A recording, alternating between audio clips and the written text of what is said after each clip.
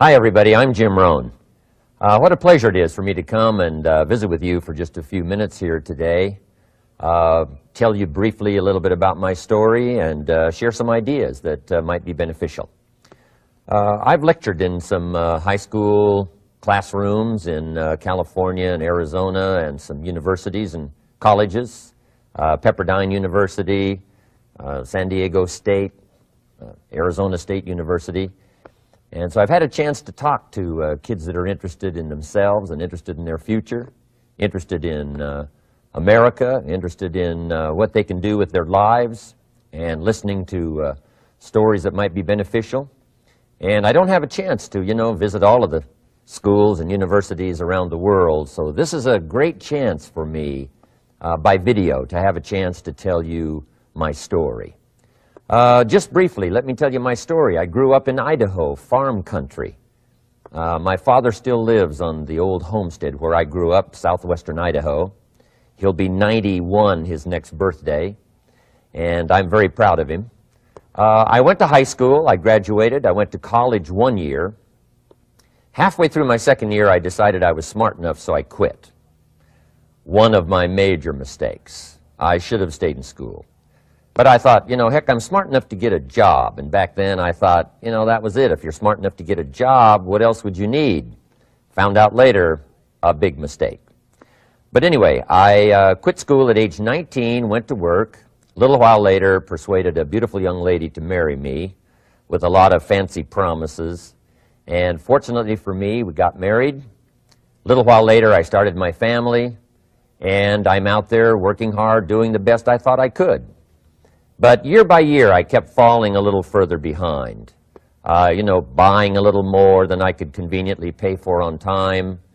And the creditors are finally starting to call saying, hey, you told us the check was in the mail. I'm not feeling at all good about that.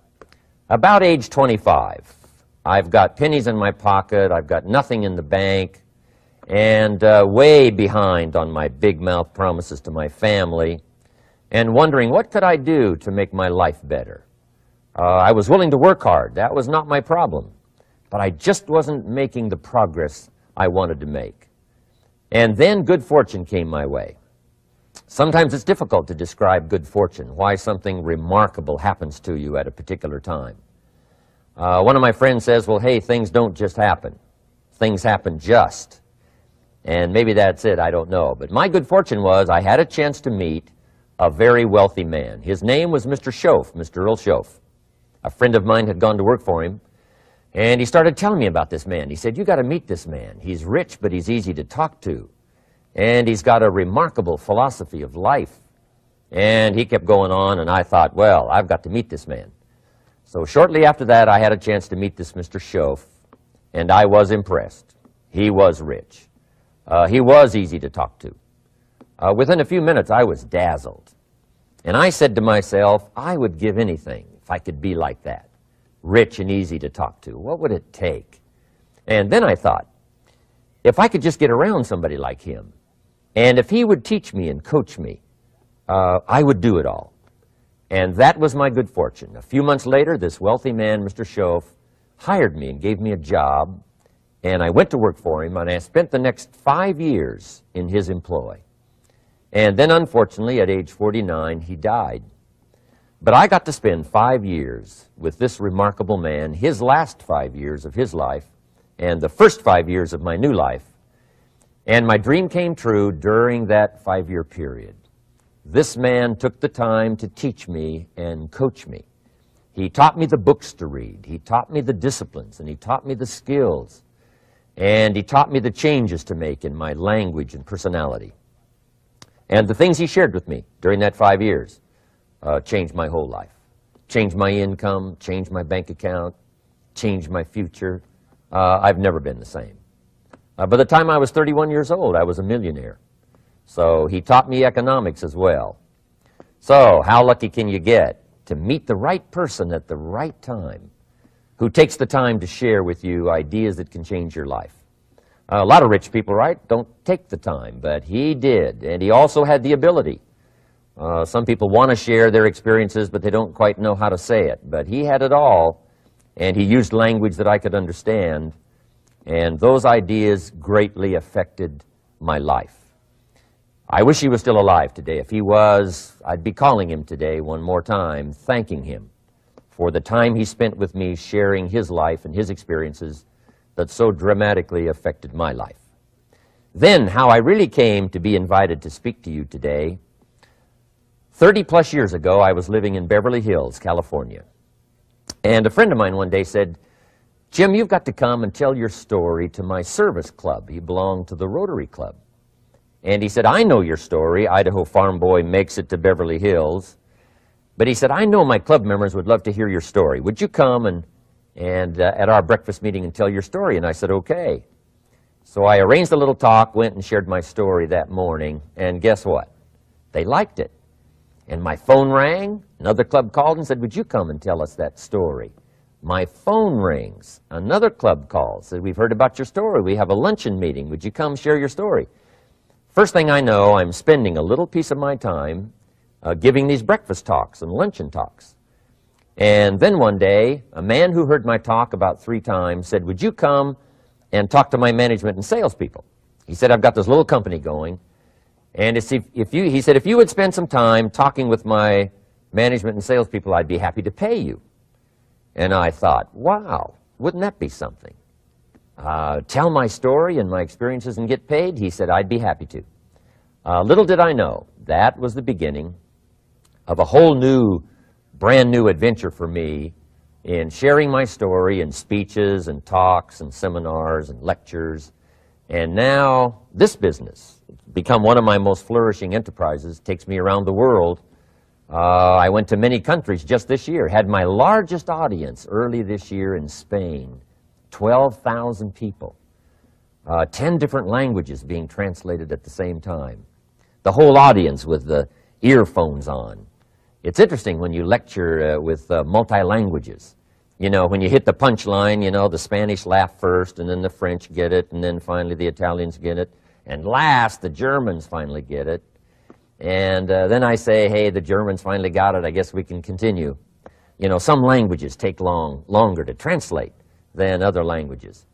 But what an exciting adventure for me. I was in Israel this year. I lectured in France, my first trip to Prague, Czechoslovakia, Lisbon, Portugal. Last year I was in London lecturing. Happened to be there the same night Pavarotti was singing in London. So, big dilemma for the people in London. Shall we go see Jim Rohn or shall we go listen to Pavarotti? Well, I must admit he had more people than I did, like 150,000 more. He did a free concert in Hyde Park, and they expected 250,000, but only 150,000 showed up because it rained. And they all got soaked from Prince Charles on down, but they sat in the rain and listened to Pavarotti. I would have been happy that evening, right, to cancel my seminar and go sit in the rain and listen to Pavarotti. Anyway, he and I have agreed now not to appear in the same city on the same day anymore. Not really, but how exciting for me to be able to travel all around the world and share my story. And then especially to have this chance today to come and visit with you. And when I get a chance to speak at a high school class or a university class, I'm always excited about it.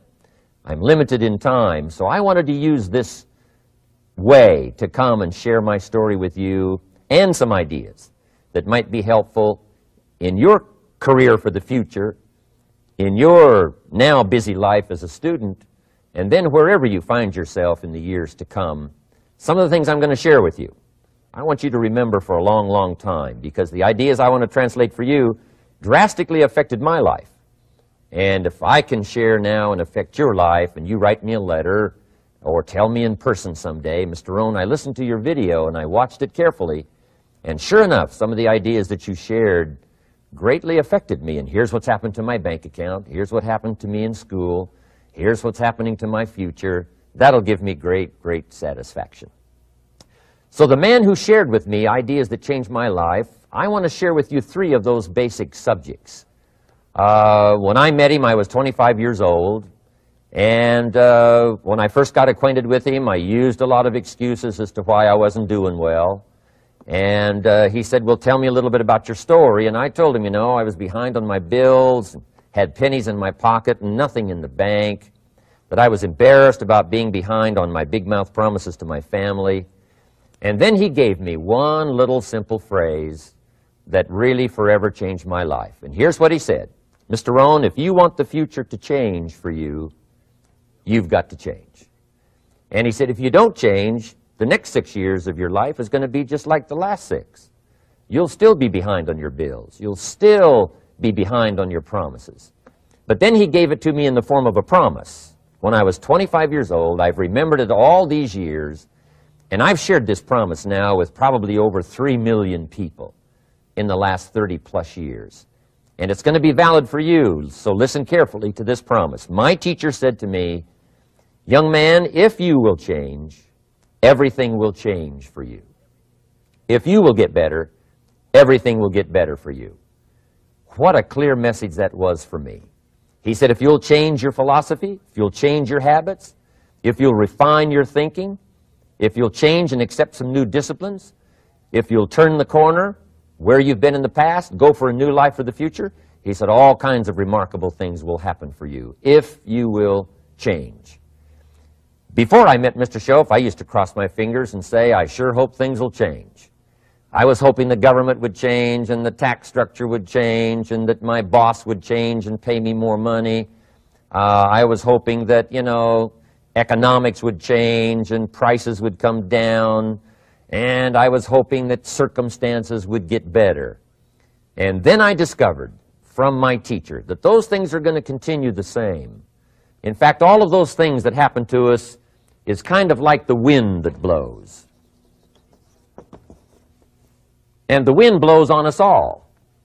In fact, in America especially, the last 6,500 years of recorded history, we've got probably the most favorable wind that's ever blown.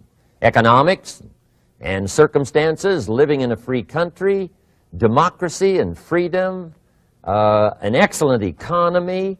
Sure, we struggle at times, but compared to the rest of the world in the last 6,500 years, we've got the best wind ever. But if you just let the wind blow, I'm telling you, it won't take you where you want to go. All of us must use this wind to take us to the dreams we've got, to the equities we want, to the money we want, to the income we want, and to all the things we want our life to have. This is where we want to go, and we've got a good wind, but we must not leave our future just to the wind, just to the economy, just to the structure of the way things are happening today. Here's what we must learn to do, and that is set a good sail. And if you'll learn to set a good sail, and that's what my teacher taught me in those early days. He said, Mr. Rohn, the wind is going to blow however it's going to blow. Politics are going to be politics, and the economy is going to be the economy. And however it turns out, that's the way it's going to be. What you must learn to do is not to wish for a better wind. That's naive. The key is to wish for the wisdom and the skills and the learning so that you can set a better sail. And so that's what I did at age 25. I went to work not on the economy. I went to work not on the community. I didn't go to work to try to change the government. I didn't go to work to try to change my boss or the company. I didn't go to work to try to change circumstances. I went to work to try to change myself. And I picked up that promise my teacher shared with me, that if I would change, my income would change. If I would change, my bank account would change. If I would change, my future would change. And sure enough, his promise came true for me. The first 6 years of my economic life, I wound up broke. Those pennies in my pocket, nothing in the bank, behind on my promises. The second 6 years of my economic life, I wound up rich. But interestingly enough, the second 6 years of my economic life, the government was about the same and the economy was about the same. You know, the companies were about the same. What they paid was the same. Circumstances around me were the same. You know, my negative relatives were the same. But I was not the same. That's how my life changed. And that's how things started working for me, changing my life all those years ago. So that's what I wanted to share with you to begin with, this beginning of what Mr. Shoaff shared with me, that if I wanted my life to change, this was what I was going to have to do. And so he broke it down into 3 subjects that really made an impact on my life, and I want to share those with you. The first subject he called personal development. And the second subject he called setting goals. And the third was how to become financially independent. And I'd like to give you just a few clues from those three major subjects that so dramatically affected my life. And let's get started. The first one is personal development. Now, in illustrating personal development, Mr. Schoaf, my teacher, started with money.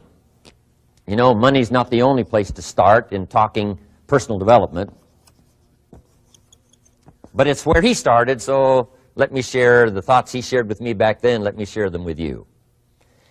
Here's the best lesson I can give you on economics. It's very simple. We get paid for bringing value to the marketplace. That's about as simple as I can put economics. We get paid for bringing value to the marketplace. Now, it takes time to bring value to the marketplace. However, we do not get paid for time, so we cross that out. Mistakenly, the man says, I'm making about $20 for an hour. Not true. If that was true, you could just stay home, right, and have him send your money. So that's not true. We don't get paid for time. We get paid for value brought to the marketplace. Now, since that's true, here's one of the key questions of my talk to you today. Is it possible to become twice as valuable to the marketplace and make twice as much money in the same time? Is that possible? The answer is yes. Could you become 3 times as valuable as you might be right now to the marketplace and make 3 times as much money in the same time? And the answer is yes. 5 times, 10 times? Of course. America is unique. It's a ladder to climb. It starts down here, let's say, at $5 an hour, and it keeps going up. Top income last year, $80 million. The guy who runs Coca-Cola. Now, that's a heck of a ladder. That's why everybody wants to come here, right? The boat people are not headed for Vietnam. People haven't plotted and schemed for 50 years saying if I could just get to Poland, everything would be okay. Not true. Everybody wants to come to America. And the reason is because we've got the best wind ever blowing in our favor. We've got the best economic opportunity anybody's had in 6,500 years. And all you have to do is understand it and take advantage of it. Now, there's some key questions to ask here. Why would the marketplace pay someone only $5 an hour? Very simple answer. They're not very valuable to the marketplace. Now, we must underline to the marketplace. This person might be a very valuable brother, yes. Member of the family, valuable, yes. Valuable member of the church, of course. Valuable citizen of the country, yes. Valuable in the sight of God, no doubt. We're all of equal value in the sight of God. But if you're not very valuable to the marketplace, you don't get much money. You say, well, it shouldn't be that way. Well, then you got to start your own country. You know, this one's been in process for 200 years, and this is the best we've been able to come up with so far. But here's the key. You don't have to stay here. Now, there was a big debate in Congress last year that this $5 was not enough, should be 6, should be 6, should be 6. But we don't need legislation. 6 is already on this ladder. The next step up. You know, if you work for McDonald's, they'll pay you $5 an hour to take out the trash. If you whistle while you take out the trash, they'll pay you $6 an hour. So we don't need legislation. You just need to take lessons on how to whistle. Have a good attitude. Now, as you begin to climb this ladder, why would the marketplace pay some people $50 an hour? Answer, evidently, they must be more valuable to the marketplace. 10 times more valuable. And is that possible for someone to be 10 times more valuable and earn $50 an hour instead of 5? And the answer is yes. That's what America is all about. Now, why would the marketplace pay some people $500 an hour? Evidently, this person must be much more valuable to the marketplace. That's what's important to understand, to the marketplace. And would the marketplace pay one person $80 million for 1 year's work? And the answer is, of course. If you helped a company make $1 billion, would they pay you $80 million? I'm telling you, it is possible.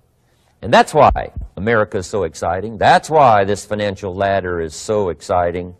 It's possible for all of this to come true for all of you, no matter where you start. As a student in school, just getting started out there in the workplace, this is all possible for you. Now, Mr. Shoaff gave me the clue on how to climb this ladder as high as I wanted to climb. Now, we're talking primarily economics here. There's a lot of other ways to become valuable to your family, valuable to your friends, valuable to the community, valuable to the team, right? Valuable to the team effort, valuable to the concert. But here's what he said to me. In climbing this ladder economically, all you have to do is work harder on yourself than you do on your job. Once I heard that, it made sense to me. I kept hoping that everything else would change around me, found out that if I went to work on myself, worked on my skills, worked on my language, if I became better than I was each year, if I grew in skills and language and vocabulary and competence, then I would become attractive to the marketplace. Not very long ago, a company called me and said, Mr. Rohn, we're expanding internationally. We'd like to have a bit of your expertise to help us. Would you give us a bit of your time? We'll add some millions to your fortune. And I said, okay. And I thought later, isn't that interesting? They would call me. Then my second thought was, of course they'd call me. Who else would they call? I can get the job done. Now, what a contrast for me, farm boy from Idaho, raised in obscurity, parents of modest means, broke when I was 25. How come I would get a telephone call and someone offer me a lot of money to help them in expanding around the world? Simple answer, evidently. Something happened to me between age 25 and where I am today. And I can tell you where it all started. From my teacher, Mr. Shoaff, who said to me, we don't have to change what's going on out there. That's the wind that's blowing. All we have to do is change what's going on in here. And now there's several ways to do that on personal development. And let me give you those ways. Here's the first one. We must learn from personal experience. Pretty simple. Learn from what happens to you. Take a look back over the last few months. Did you make some mistakes? How could you correct those for the future? Take a look back over the last year. Have you done it right or done it wrong? Let's correct it for the next year. Learn from your personal experience. Mr. Shoaff asked me when I first met him, he said, Mr. Rohn, how are you doing? You've been out there now 6 years. And I said, I'm not doing very well. He said, I suggest you not do that anymore. What a simple, swift analysis to my situation. He said, if you keep doing it, the next 6 years will be like the last 6. You don't want that to happen. Let's make the changes. So learn from your personal experience. Now here's number 2, why I came to share this video experience with you today. And that, I call it OPE, other people's experiences. That's me, other people. That's your teacher, other people. That's your friends and colleagues, other people. The people you meet that can pass along to you their experiences, what's happened to them, the mistakes they made, how they corrected them, how they changed their health and changed their bank account and changed their income and changed their future. That's it, other people. Now, there's 2 kinds of people to learn from. One is failures. It's too bad failures don't give seminars, right? That would be valuable. Bring your notebook, have them tell you how they lost it all and threw it all away, threw their health away and threw their friendships away and things didn't work out well. That would be valuable. But now then we must also learn from positive, people that have done well. They've got the health, and so we ask them, how did you become so healthy? They've got the skills, so we ask them, how did you become this skillful? They've got the income, so we ask them, how did you get here in such a short period of time? So now here's what's important in personal development. In learning from other people, we learn, number 1, by observation. We learn what we see. We watch people that are successful in what they do. In sports, we watch their disciplines. In business, we watch their disciplines. By observation, what we can see, The reason I created this video is something that you could see someone's experiences translated for you. Second, we learn by what we hear. I've got some of my lectures on cassette tapes, so you can take them with you wherever you go and learn by listening. Turn your car into a mobile classroom and listen. And then listen to the sermon on Sunday morning. Listen to the lectures. Listen to the teacher. Listen to someone who's got something good to say. And then number 3 is vitally important on personal development, and that is read all the books you can possibly read in your lifetime. Mr. Schoaf got me started on my library. I've got one of the better libraries. Haven't read everything in it, but I feel smarter just walking in it, my library. At least I was smart enough to buy it. Now I got to be smart enough to read it. And then, of course, I got to be smart enough to decide what's valuable and then do it. But this one is very important. Become a good reader. Some books that helped change my life. Mr. Schoaf recommended, of course, the Bible. And my parents made sure I was a pretty good scholar by the time I was 18. That's been so beneficial for me, drawing from those illustrations, reading about those stories, people who made it and people who didn't make it, and what the difference was.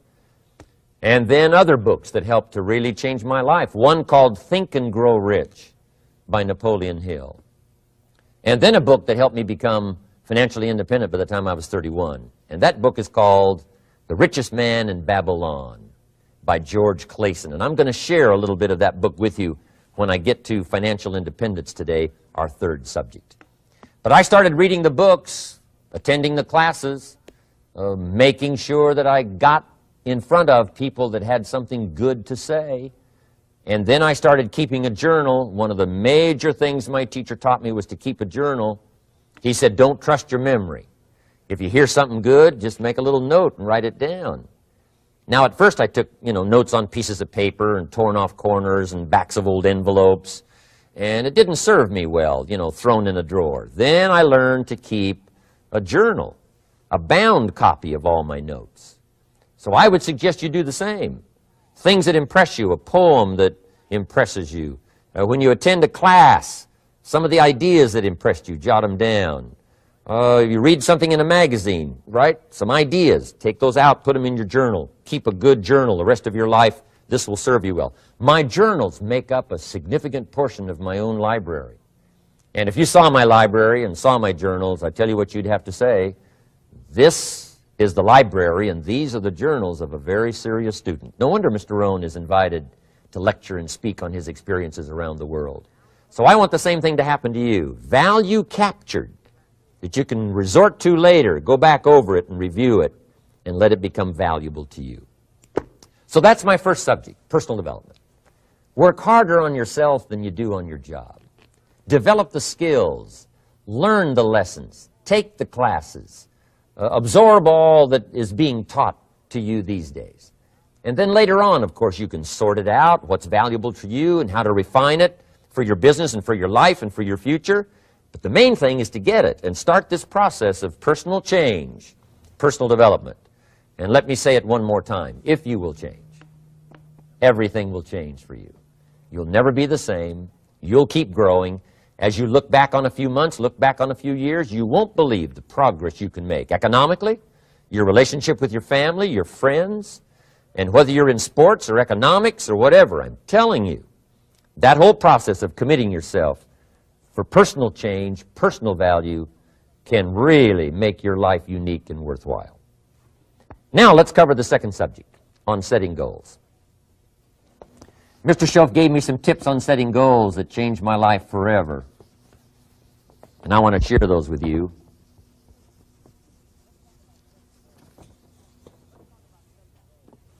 So let's talk about setting goals, and I also want to tie it to personal development, and you'll see how I'm going to do it as I progress here. Setting goals. We need to take a look into the future. There are 4 things to consider in terms of attitude. One is how you feel about the past. Best advice I can give you on that is treat the past as a school. Let it teach you the mistakes you've made, the things that went wrong, the things that didn't work. Don't use the past as a burden to carry, and don't use the past as a club to beat yourself to death. past losses, past failures, past mistakes. But let the past be a school. Tough school maybe. We've all been through some tough stuff. So if you feel good about the past, draw from it for experience and let it teach you. Then next is how you feel about the future. We've got to have the future well designed. The future is called the promise. And here's what we teach in our leadership series.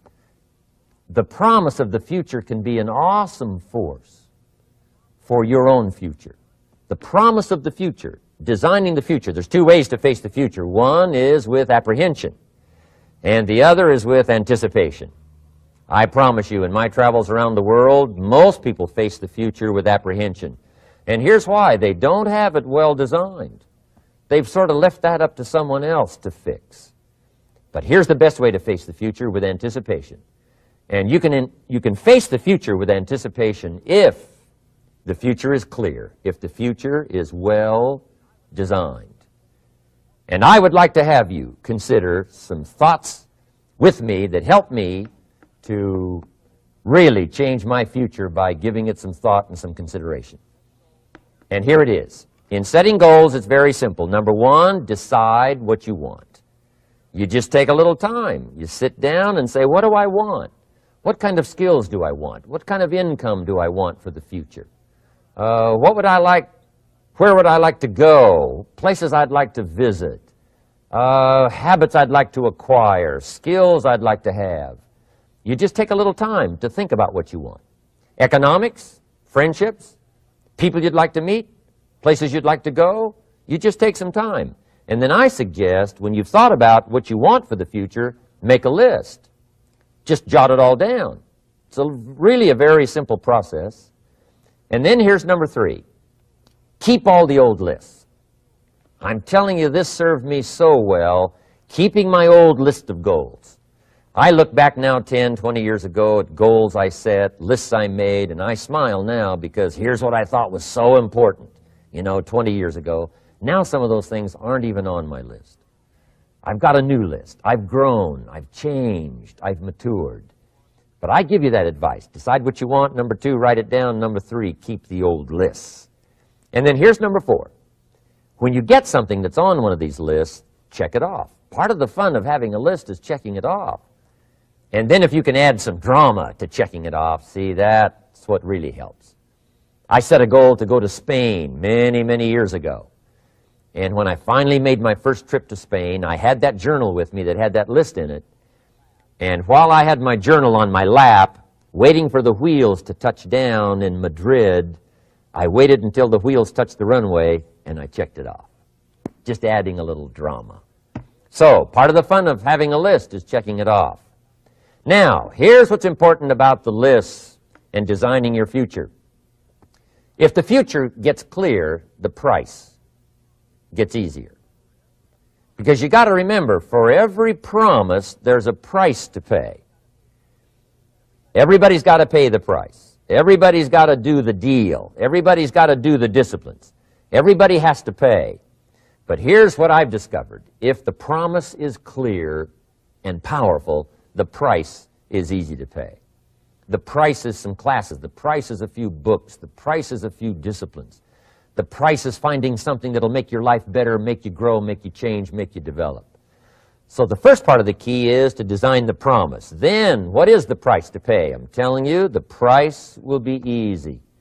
Anybody in my audience can pay it, no matter where you are, where you come from. Color doesn't matter, religion doesn't matter, where you grew up doesn't matter, circumstances don't matter. I'm telling you, if you'll make the promise of the future clear for yourself, the things you want, the places you want to go, the things you want to have, the person you want to become, the skills you want, the homes you want, the future you want, the friends you want, all of the values of life that you could possibly want. If you'll make that clear, make those lists, and be serious about it, I promise you it's an easy price to pay. Anybody can pay it. And the best advice I can give you is, if I can do it, you can do it. Farm boy from Idaho, raised in obscurity, I changed my life, turned it upside down, turned it all around, found economics, found future, found promise, and if I can do it, you can do it. So, start setting your goals and see if you can't get a better excitement going for the things you want to accomplish for the future. Now here's my third subject, and that's called financial independence. Oh, by the way, before I get to financial independence, let me cover one more point. One of the major reasons for setting goals is for what they make of you in achieving them. My teacher advised me when I first got started at age 25, he said, "Jim, why don't you set a goal to become a millionaire?" He said, "It's got a nice ring to it, you know, enough zeros to impress your accountant." And he said, "I'm here to help you. You're only 25 years old. You've been to 1 year of college. You've got a beautiful family, every reason to do it. Why don't you set a goal to become a millionaire?" And he said, "Here's why." And I thought, he doesn't need to teach me why. Wouldn't it be nice to have $1 million? He said, "No, then you'll miss it." He said, "Here's why. For what it will make of you to achieve it." I'm telling you, that statement changed my life. Set the kind of goals that will make something of you to achieve them. He said, "Now, once you become a millionaire, what's important is not the money." I thought, that's kind of strange teaching. He said, "Honest, it isn't important." He said, "You could just give the money away." Now, I did better than that. I lost it all. By the time I was 31, I was a millionaire. By the time I was 33, I was broke. And I'll tell you a little bit about that story later. But when I lost all my money, guess what? I found out Mr. Schoaf was right. What was valuable was not the money. What was valuable was what I became to earn the money. The skills I had, the knowledge I had about the marketplace, the values that I had going for me. They were more valuable than the money. And here's an important statement to remember. It's not what you get that makes you valuable. It's what you become. So part of the key here is to set the kind of goals that will make something of you. Don't set them too low so that you don't have to grow and you don't have to read and you don't have to try and you don't have to stretch. Don't set them too low. And then don't sell out. Don't go for something that's going to cost you your virtue or cost you your values or sell out your principles. There's a good middle road here to follow. Goals that will inspire, goals that will help you grow, change, develop, and become better than you are. Okay. Now let's talk about financial independence. How to become rich by 40, 35 if you're extra bright, much sooner if you find an opportunity like I did. Let me show you how I did it. Financial independence. First of all,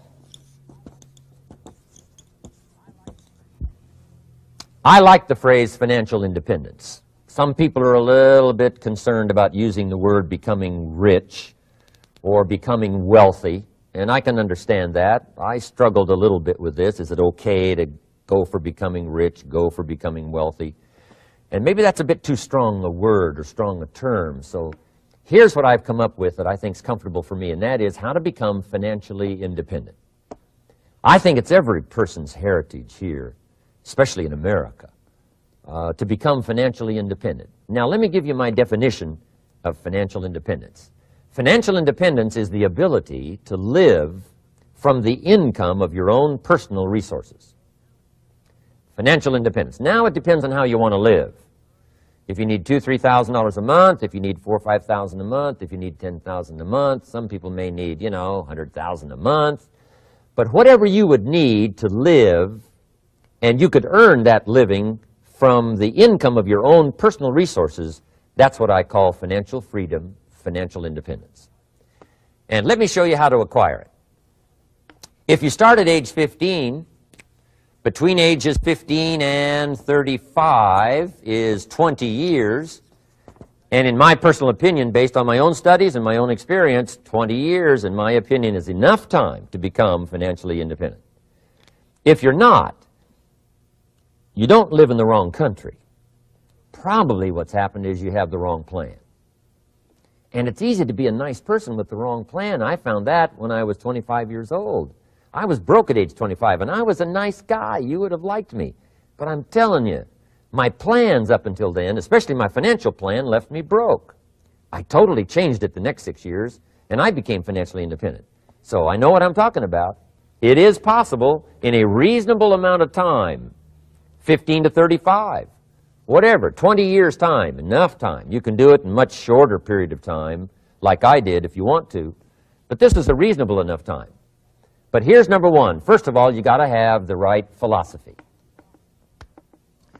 Philosophy is our ability to gather knowledge and sort through it and decide what's valuable.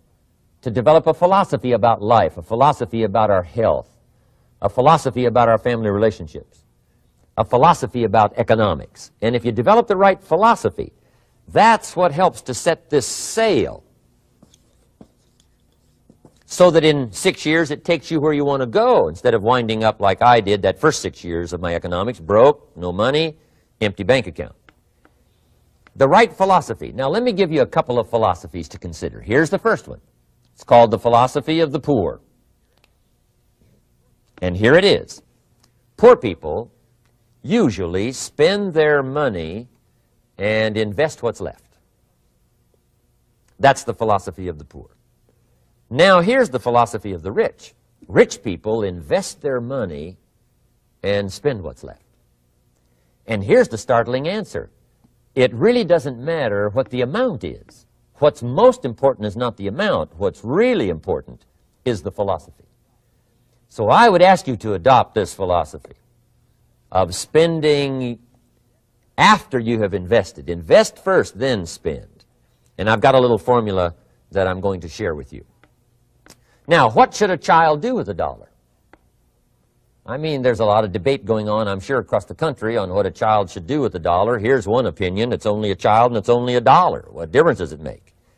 Well, in my opinion, it makes all the difference in the world. A person's economic future starts with a child with $1. Somebody says, oh, no, you're only young once. Let him spend it all. Well, when would you hope that would stop? Somebody says, well, wait till he's 50 and broke like me, and, and then he'll learn. Well, no, we don't want to wait that long. If I would have known earlier than age 25, I would have changed. In high school, if they would have had classes called Wealth 1, Wealth 2, I'd have taken both classes. I would not have waited until age 25. So, the earlier the better. So, what should a child do with $1? Here's the simple premise to begin with. Don't spend it all. And if a child wants to spend the whole $1, you got to say, hey, don't spend it all. Don't spend it all. They'll say, why not? It's my $1. I earned it. You say, I know you earned it, but don't spend it all. They'll still say, why not? Say, let me show you why not. So you put them in your car, take them to the other side of town, and show them where people live that spend the whole $1. You just drive them around. Kids learn best by visual. Just drive around and say, would you like to live here? Kid says, no. Would you like to live like these people live? Kid says, no, no. Then you can't spend the whole $1. So, kids will get the message. So, take them to the other side of town, show them around, unless you already live there, and then just show them around. Anyway, don't spend the whole $1. Now, let me give you my best view of what to do with $1. And I promise you, if you started at age 15, now if you're over 15, right, you've still got plenty of time. You still got 20 years. If you're 30, you've still got 20 years. I mean, you still got plenty of time to start what I'm about to share with you. What to do with $1. Here's my first bit of advice. Never spend more than 70 cents. Never spend more than 70 cents. Now, you got to pick some number, and the number you pick is going to be determined by your philosophy. It's going to be determined by what you've been taught or your experience teaching yourself. When I first met my teacher, Mr. Schoaf, I was at about 110% of each $1. I'm down at budget finance, hawking my furniture and my car one more time. And then I learned a whole better formula for financial independence. Number one, don't spend more than 70 cents. Now, kids say to me, well, okay, what do I do with the other 30 cents? And here's what I teach them. 10 cents for charity. Charity or church, or helping people that can't help themselves. 10 cents to support worthy projects. Projects that you feel good about. 10 cents out of every $1. It's called being generous with part of what you've taken out of society. Now, in my opinion, nothing teaches us character better than generosity. No class, no teacher, no book teaches character better than generosity. And the best time to start is when the amounts are small And I know if kids learn these lessons well, they'll give a dime out of a dollar, help people that can't help themselves, support worthy projects. Or if you belong to a church, they teach tithe, piece of. That's very important. Now, because when the amounts get larger, sometimes it's a little more difficult. You know, giving 100,000 out of a million, someone says, oh, if I had a million, I'd give 100,000. I'm not sure. That's a lot of money. So the time to start is when the amounts are small, 10 cents out of the dollar. Okay, next 10 cents, I call active capital. Active capital means do something to make a profit. Active capital. Set aside a portion of your income. Wages are okay, but I'm telling you, wages will make you a living. Profits will make you a fortune. So set aside part of your income as capital, called active capital. Any kind of project you can possibly think of, you can possibly come up with. I'm going to write a new book, I think, for kids. I think the title is going to be, Of Course, Kids Should Pay Taxes. It's kind of an interesting title. In California, kids do pay taxes. When a child walks into 7-Eleven, buys something that costs $1, the proprietor says, give me 7 more pennies. And the child says, hey, what's these 7 pennies for? And the proprietor says, that's the taxes. Kid says, well, hey, I'm only 8 years old. Proprietor says, congratulations, you're my youngest taxpayer. Give me the money. So in California, where I live, kids do pay taxes. Big question is, should they? And my book will answer that question. Of course, kids should pay taxes. Nothing is for free. If you want to ride your bicycle on the sidewalk instead of in the mud, you got to pay the 7 pennies. Nothing is free, so we all have to pay. So, 10 cents out of your living, out of the money you earn, set aside for capital. Capital to try your best to show a profit. And in my book, it's going to be all kinds of ways kids can make money, right? 2 bicycles, one to ride and one to rent. I mean, you know, it doesn't take long to figure out some enterprise that'll start making a profit. Then you must jot this down if you're taking notes. Profits are better than wages.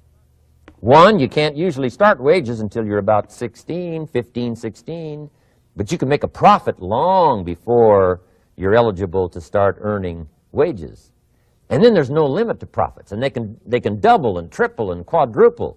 You know, there's no limit. It's incredible how fast profits can grow. So profits are better than wages. Wages make you a living, profits make you a fortune. Now, the third 10 cents is vitally important. I call it passive capital. Capital you let somebody else use. A financial institution, stocks and bonds, mutual funds, whatever. Let someone else use it. You furnish the money. They use it to make a profit, but they pay you for the use of it, called interest. And here's one of the things that'll make you financially independent fairly quickly, and that's called compound interest. And this is how you get it. Letting someone else use a portion of your money, your substance. They show the profit, they pay you interest. And this passive capital, I'm telling you, over a sustained period of time, if you'll develop this little 10, 10, 10, and 70, especially starting at age 15, I'm telling you, by the time you're 35, you will be financially independent.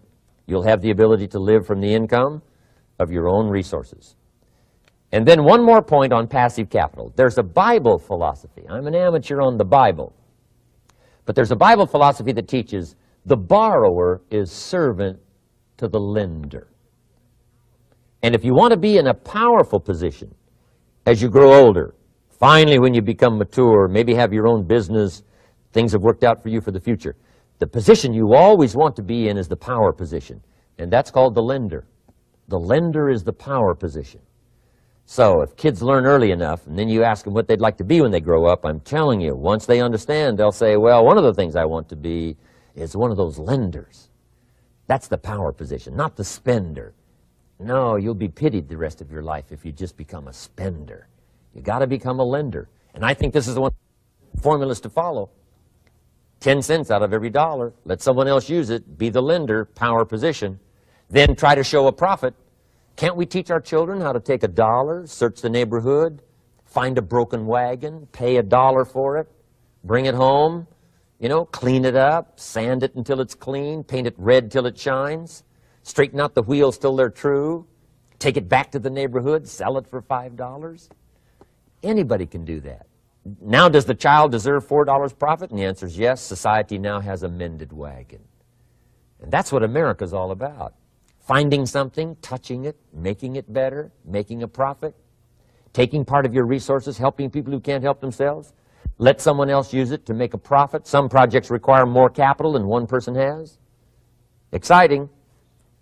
And then let them pay you for the use of it.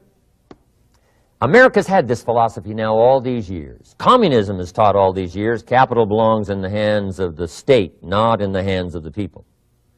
We've been teaching all these years capital belongs in the hands of the people, not in the hands of the state. And we turned out to be right. Capital in the hands of the kids, capital in the hands of the people. Enterprises that make a profit, enterprises that grow. It's the hope of our future. So that little simple formula, I hope, will help you. Now, one more key on financial independence, and that is attitude. Attitude. Here's number one. I used to say, I hate to pay my bills. My teacher straightened me out on that. He said, let's see, Mr. Rohn, what you hate to do is pay $100 on an account and reduce your liabilities and increase your assets. I said, well, no, not if you look at it that way. He said, well, it all depends on how you look at it. So wouldn't you love to pay your bills, reduce your liabilities, increase your assets? You got to have that kind of attitude. I found out the same attitude about taxes. I used to say, I hate to pay my taxes. And Mr. Shove said, well, that's one way to live. But don't you understand? Taxes is how we care and feed the goose that lays the golden eggs. Wouldn't you want to do your share? Someone says, yes, but the goose eats too much. Probably true. But hey, we all eat too much. We all need to go on a diet. Better a fat goose than no goose. So I finally became a happy taxpayer. Now, I think taxes are too high, so I'm working to get taxes lowered for our economic future.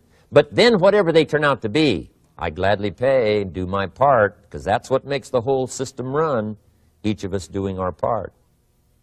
Now, I want these three subjects to be valuable for you. I want them to have meaning for you. I want you someday to be financially independent. I want you to have the personal development so that you feel good about yourself. If I had a chance to meet you someday, I'd like to have you show me the list of goals that you got started and say, Mr. Rohn, here's some I've already checked off.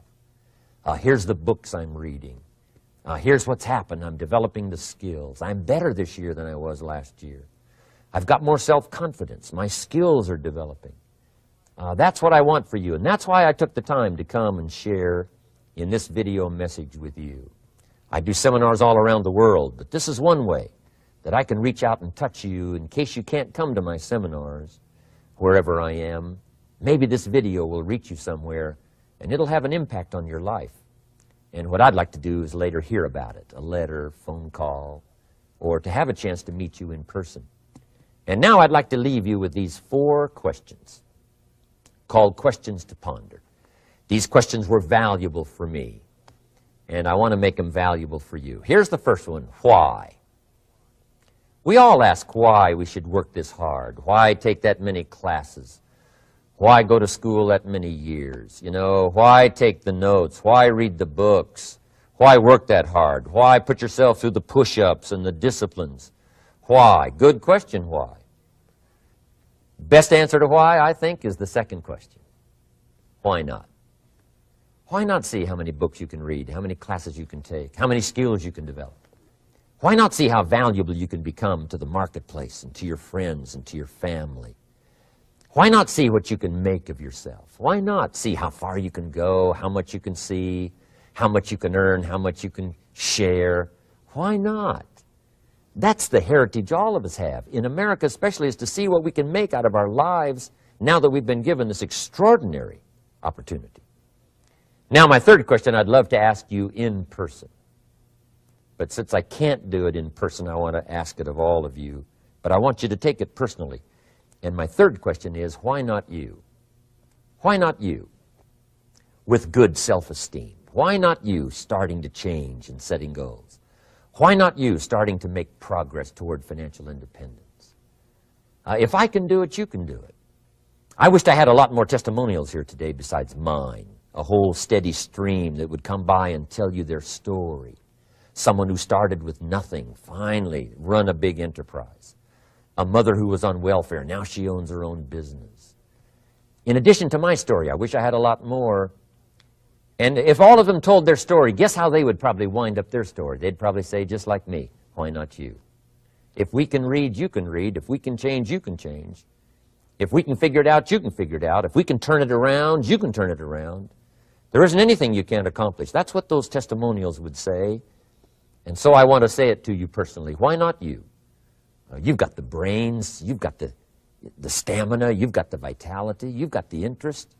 You've got your life ahead of you. You've got the future. You can do it. If anybody can do it, you can do it. If one of us can do it, hey, we all can do it. And now here's my last question. Why not now? This is a good time as the 20th century starts to wind down, a few more years as we get ready for century 21. What a good time to set your goals, work on yourself, work on your skills. What a good time to get it together. What a good time to start this process. Personal development, growing, changing, developing, having a good plan for your money and for your life and for your future. Why not now? And I hope I have a chance to see you one of these days and share with you the experience, the reaction, the response you might have had from my message today. And until I get a chance to see you on this side of the world or the other side of the world, in some school or some seminar, or maybe I'll come and speak for a company that you work for someday. I hope I get a chance to meet you. Until then, I wish you the best. I want all that I've gotten to be yours and much, much more. God bless. Goodbye.